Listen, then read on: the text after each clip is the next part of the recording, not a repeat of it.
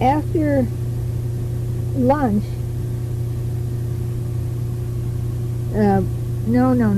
This is what I was telling you about before, not after lunch. I wrote a note to myself and it's wrong. I was going to tell you about the seashells. Well, I told you about that. But then after that, then we started coming this way where we are now, and we had more rock and roll.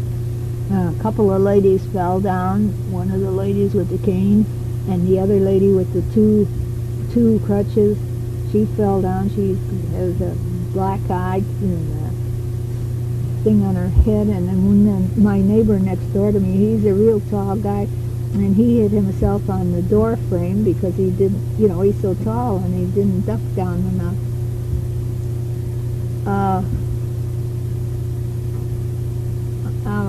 Last night we were going along pretty good. It was rather smooth, they were going all night long. But the captain's Roy says, by midnight it's going to be very rocky.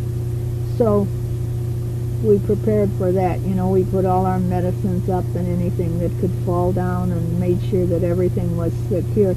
And it was rocky, but it wasn't too terribly bad.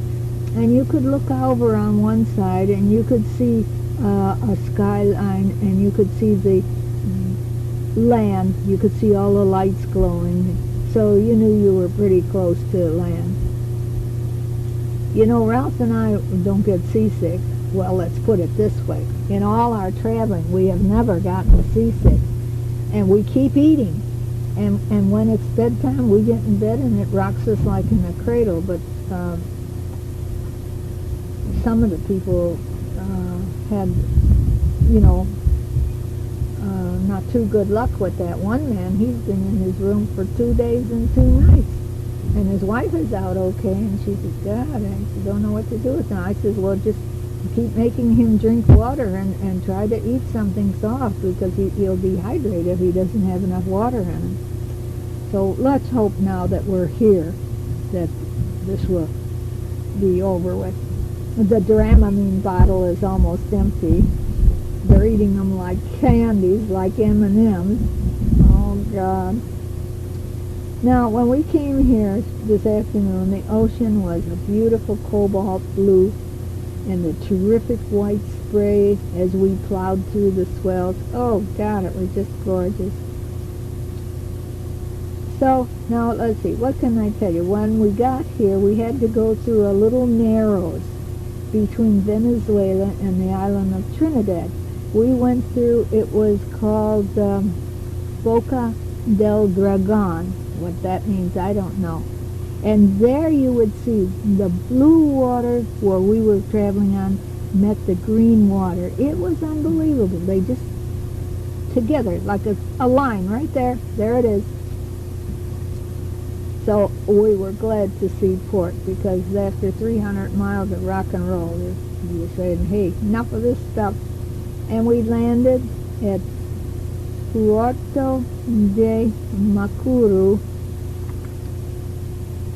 which is, and we are in the Golfo de Paria. We can see Trinidad on the other side of the Golfo de Paria, and we can't see, but we know Tobago is out there someplace. They have we went to town. We got off the boat and went to town, and I saw all these kids out there.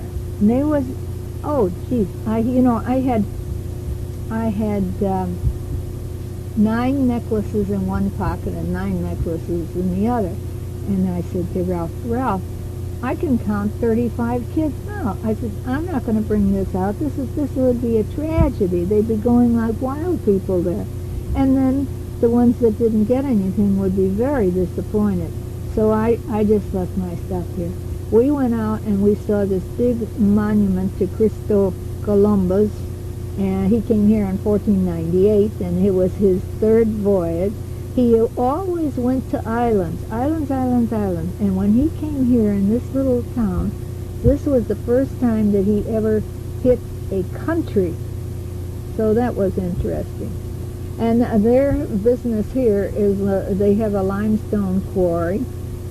And That's what they do. This is a very small town, one little short street, and it's all kind of bright colored doors, and then sometimes the doors are open a little bit and you can see in there, and then it's their living quarters, and then you see the like a verandas or patios or whatever, with trees and stuff like that.